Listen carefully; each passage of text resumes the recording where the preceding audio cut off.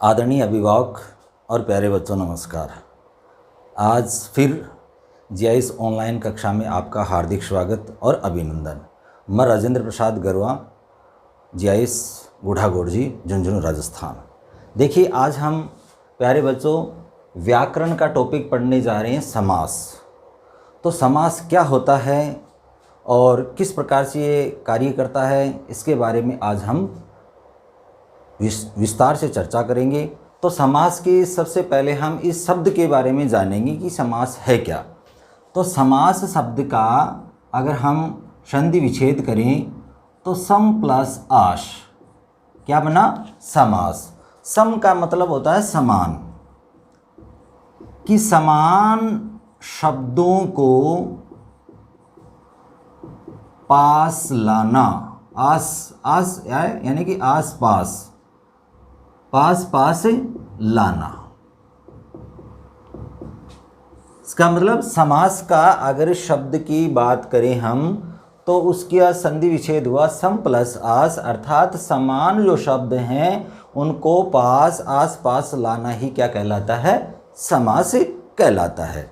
अब देखिए क्या मतलब है इसका। एक और भी बात करें तो इसका मतलब होता है संक्षिप्तीकरण करना, संक्षिप्तीकरण या संक्षेपण, अर्थात संक्षेप में करना, कि बहुत सारे पदों को एक पद में करना ही क्या कहलाता है? समास कहलाता है। देखिए, जैसे रसोई के लिए घर, रसोई घर। पवन का पुत्र, पवन पुत्र। राजपुत्र, राजा का पुत्र। देखिए, संक्षिप्तीकरण मैंने आप लोगों को बताया था कि संक्षिप्तीकरण कि समास का मतलब होता है बहुत सारे पदों को एक जगह करना, अर्थात संक्षेप में करना ही क्या कहलाता है? समास कहलाता है। तो समास यहाँ हम देख रहे हैं 1 2 3 4 पद थे, उनको हमने क्या कर दिया? एक पद में कर दिया। यहाँ थे 1 2 3 यानी कि 3 है, 3 को हमने कितने में पद में कर दिया? एक में कर दिया। यहाँ उल्टा कर दिया इसको थोड़ा सा। यहाँ हम देखते हैं इसको, राजा का कुमार, राजकुमार। राजा 1 2 और ये 3, यानी कि इसमें भी कितने पद थे? 3 पद थे, और 3 पद को हमने कितने पद में कर दिया? एक पद में। इसका मतलब यहाँ जितने भी पद थे उनको संक्षेप में करना ही क्या कहलाता है? समास कहलाता है। अब देखिए, प्रत्येक जो पद होता है ये इसको कहते हैं सामासिक पद, सामासिक पद, या इसको हम ये भी कह सकते हैं समस्त पद, समस्त पद। देखिए, बहुत सारे पदों को एक जगह करना, वो पद जो कहलाता है वो क्या कहलाता है? सामासिक पद या समस्त पद। दूसरी बात, ये जो सामासिक पद है या समस्त पद है, इसको अलग अलग पदों में करना क्या कहलाता है? समास विग्रह, समास विग्रह। अर्थात जो बहुत सारे पद हैं, पद कब बन जाते हैं? कोई जब शब्द पद कब बन जाता है? जब वो क्या हो जाता है? किसी वाक्य में प्रयुक्त हो जाता है, तो वो क्या बन जाता है? एक पद बन जाता है।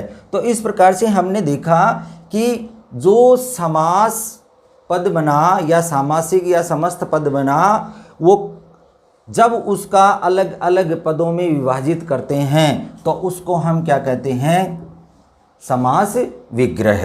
और जब बहुत सारे पदों को एक जगह करना, उसको क्या कहते हैं? उस पद को क्या कहते हैं? या तो समस्त पद या सामासिक पद। तो ये बात थी कुछ और एक कोई भी पद, समस्त पद, उसके अंदर प्यारे बच्चों दो पद होते हैं, दो पद होते हैं।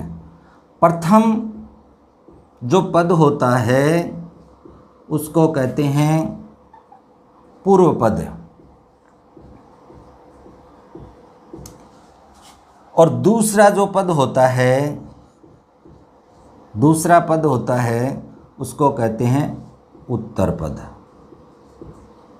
तो ये ध्यान रहे, आप लोग इस चीज़ को अच्छे से समझ लें। फिर से, समास शब्द का मतलब होता है संक्षिप्तीकरण, अर्थात बहुत सारे पदों को पास पास लाना ही क्या कहलाता है, समास कहलाता है। अब बहुत सारे पद, जैसे रसोई के लिए घर, वो क्या बना, रसोई घर। पवन का पुत्र क्या बना, पवन पुत्र। राजा का कुमार क्या बना, राजकुमार। तो ये इस साइड वाले, इसको जब ये बहुत सारे एक शब्द में या एक पद में अगर उसको कर देते हैं तो उसको हम क्या कहते हैं, समस्त पद, और या फिर सामासिक पद। फिर दूसरी बात, सामासिक पद या समस्त पद है, उसके पदों को अलग अलग करना क्या कहलाता है, समास विग्रह। तो तीन बातें हो गई कि संक्षिप्तीकरण करना क्या कहलाता है, समास कहलाता है, और जो पद हमें प्राप्त होता है उसको हम क्या कहते हैं, सामासिक पद या समस्त पद। समस्त पद के पदों को अलग अलग करना क्या कहलाता है, समास विग्रह। और कोई भी समस्त पद या कोई भी सामासिक पद, उसके अंदर दो पद होते हैं। प्रथम पद को क्या कहते हैं, पूर्व पद, और दूसरे पद को क्या कहते हैं, उत्तर पद। तो इसमें रसोई जो शब्द है वो तो क्या हो गया, पूर्व पद, और घर क्या हो गया इसमें, उत्तर पद। पवन इसमें क्या हो गया, पूर्व पद, और पुत्र क्या हो गया इसमें, उत्तर पद। राज इसमें पूर्व पद, और कुमार इसमें उत्तर पद। तो ये था थोड़ा सा इसका परिचय। अब इसकी परिभाषा की बात करेंगे, तो ध्यान से इस चीज़ को समझें, और फिर अगर कोई चीज़ समझ में नहीं आती है तो प्यारे बच्चों मेरे से संपर्क करें और फिर से पूछें। तो देखिए परिभाषा परिभाषा क्या होती है, इसकी परिभाषा के बारे में हम बात करेंगे। तो परिभाषा, जब दो या दो से अधिक शब्दों के मेल से नए शब्द की रचना करने की प्रक्रिया को समास कहते हैं।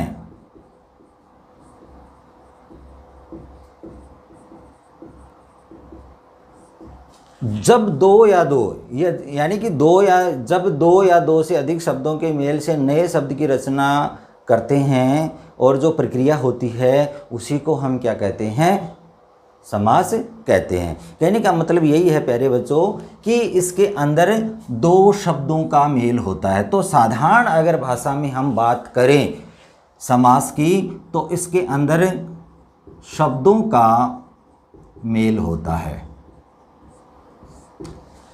संधि, कई लोग संधि और समास को दोनों को एक समझते हैं, जबकि मैं यहाँ थोड़ा सा आपको अंतर बताना चाहूँगा कि संधि के अंदर प्यारे बच्चों शब्दों का मेल नहीं होता, वहाँ पर वर्णों का मेल होता है।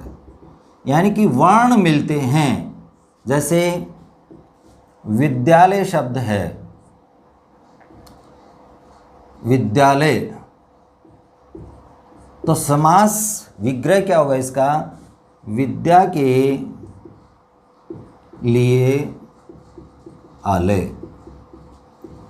ये होगा इसका समास विग्रह। और समास विग्रह का समस्त पद क्या बनेगा? विद्यालय। लेकिन अगर इसी शब्द की बात करें हम संधि की, तो विद्या प्लस आलय, यानी कि आ और आ मिलकर के क्या बनते हैं? आ बन जाता है। तो ये संधि है। किसी भी शब्द के अंदर पहले समास होता है, उसके बाद में उसमें संधि होती है। दूसरी बात, जब हम कोई भी शब्द है, जैसे विद्यालय शब्द है, तो उसका हम क्या करते हैं? अगर संधि कर रहे हैं तो संधि का क्या होता है? संधि विच्छेद होता है।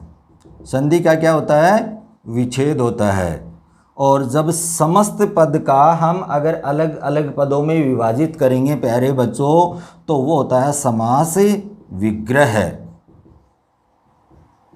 तो ये दो बातें आपको बिल्कुल समझनी है कि अंतर क्या है दोनों के अंदर, समास के अंदर और इसके अंदर संधि के अंदर। समास में और संधि में दोनों में क्या अंतर है, क्या डिफरेंस है? तो सबसे पहले हमें ये पता होना चाहिए कि संधि के अंदर क्या होता है? वर्णों का मेल होता है। जैसे विद्या प्लस आलय क्या बना? विद्यालय। और जबकि समास के अंदर क्या होता है? शब्दों का मेल होता है। बहुत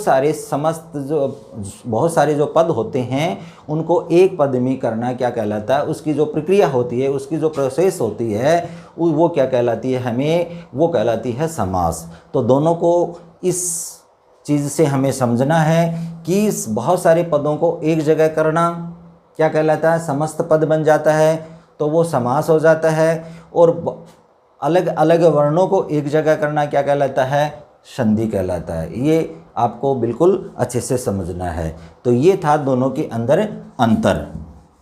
अब कुछ बात करेंगे इसके भेदों की, कि भेद कितने होते हैं। अलग अलग विद्वानों ने अलग अलग भेद माने हैं प्यारे बच्चों।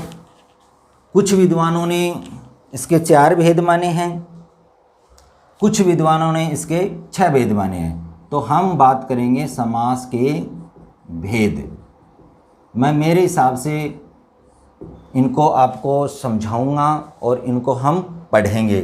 तो सर्वप्रथम हम समास के भेद की बात करेंगे। तो समास के 6 भेद होते हैं। कितने भेद होते हैं?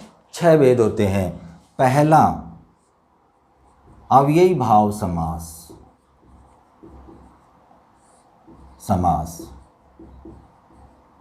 दूसरा, तत्पुरुष समास। तीसरा, द्वंद्व समास। चौथा, कर्मधारय समास। पांचवा, द्विगु समास। छठा, बहुव्रीहि समास। तो ये थे इसके 6 भेद। अव्ययी भाव समास, तत्पुरुष समास, द्वंद्व समास, कर्मधारय समास, द्विगु समास और बहुव्रीहि समास। अब हम सर्वप्रथम अव्ययी भाव समास के बारे में चर्चा करेंगे कि अव्ययी भाव समास क्या होता है, इसके उदाहरण किस प्रकार के होते हैं, या इनको हम कैसे समझ सकते हैं। तो सर्वप्रथम हमें इसके अर्थ की बात करनी होगी कि अव्यय का अर्थ क्या होता है। तो अव्यय का अर्थ होता है यानी कि अव्यय बन जाना, यानी कि अव्यय हो जाना।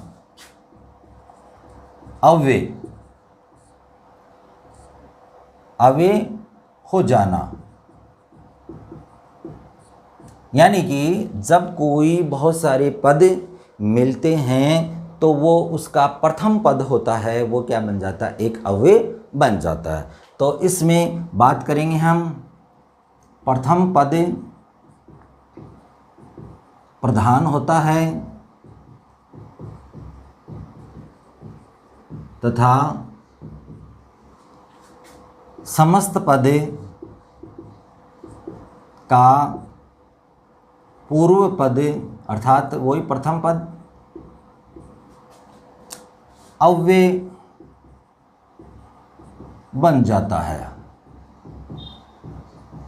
अर्थात वो क्या बन जाता है, अव्यय हो जाता है, यानी कि इसका पूर्व पद प्रथम पद इसमें प्रधान होता है, लेकिन जैसे ही वो पूर्व पद यानी कि जैसे समस्त पद में वो बनते हैं, बहुत सारे पद मिल करके बनते हैं, तो वो किस में बन जाते हैं, वो अव्यय बन जाता है।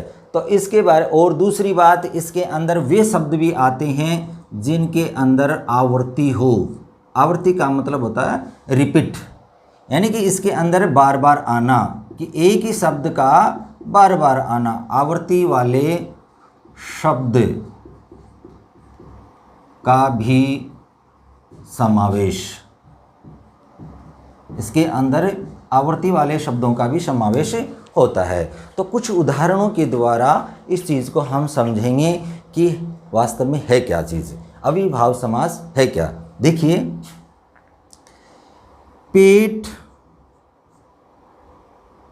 भरकर, पेट भरकर, भर पेट, ये पद इसके अंदर देखिए, इसके अंदर जो तीन जो पद थे, उसका जो प्रथम पद जो बना भर, वो क्या है, एक अव्यय है। अव्यय जिसका लिंग वचन काल कारक में किसी प्रकार का कोई परिवर्तन नहीं होता है, वे शब्द क्या कहलाते हैं, अव्यय कहलाते हैं। तो पेट भरकर तो क्या बना, भर पेट। शक्ति के अनुसार, यथाशक्ति, इसमें यथा है वो क्या है, एक अव्यय है। विधि के अनुसार, यथा विधि। जीवन पर्यंत, जीवन पर्यंत, आजीवन। तो ये आ, यथा, ये क्या हैं, सब के सब क्या हैं, अव्यय हैं। ये सब के सब क्या हैं, अव्यय हैं। इसलिए इस पद को हम क्या कहते हैं, पूर्व पद कहते हैं। तो पूर्व पद अर्थात प्रथम पद है वो क्या है, एक अव्यय बन जाता है। और इसके अंदर एक बात और मैंने बताई कि आवर्ती वाले, यानी कि आवर्ती जिसके अंदर हाथों हाथ, हाथों हाथ होता है, हाथ ही हाथ में, तो इसमें हाथ और हाथ दो बार आया कि आवर्ती, यानी कि एक शब्द का बार बार आना वो क्या कहलाता, आवर्ती। यानी कि ऐसे शब्द भी क्या कहलाते हैं, कौन से में आते हैं, कौन से समास के उदाहरण होते हैं, अव्ययी भाव समास के उदाहरण होते हैं। जैसे रातों रात, दिनों दिन, बीचों बीच, ये ऐसे उदाहरण हैं जो मैं आपको बता रहा हूँ। और आजीवन हो गया, इसमें आजीवन हो गया, विधि के अनुसार भरपेट हो गया, और भी बहुत सारे उदाहरण हैं। जैसे प्रत्यक्ष, प्रत्यक्ष, प्रत्यक्ष का अर्थात आँखों के सामने, धड़ाधड़, ये है एक के बाद एक, धड़ाधड़ का मतलब होता है एक के बाद एक। प्रतिदिन, तो ये ऐसे बहुत सारे आपको उदाहरण मिल जाएंगे। तो ये शब्द धड़ाधड़, धड़ और धड़ दो बार आया इसमें, रात और रात दो बार आया इसमें, दिन और दिन दो बार आया इसमें, बीच और बीच दो बार आया इसमें, हाथ और हाथ दो बार आया है। तो ऐसे बहुत सारे उदाहरण मिल जाएंगे प्यारे बच्चों, जो अव्ययी भाव समास के उदाहरण होते हैं। तो अव्ययी भाव समास के बारे में फिर से मैं आपको बताना चाहता हूँ कि अव्ययी भाव समास का मतलब होता है इसमें प्रथम पद यानी कि पूर्व पद होता है वो प्रधान होता है, और जैसे ही वो समस्त पद में बदलता है तो वो क्या किस में बदल जाता है, वो एक अव्यय में बदल जाता है। और साथ ही इसमें आवर्ती वाले जो शब्दों का भी समावेश होता है, यानी कि आवर्ती का मतलब इसमें एक ही शब्द की बार बार आवर्ती यानी कि दोहराया जाता है। तो ये था हमारा अव्ययी भाव समास।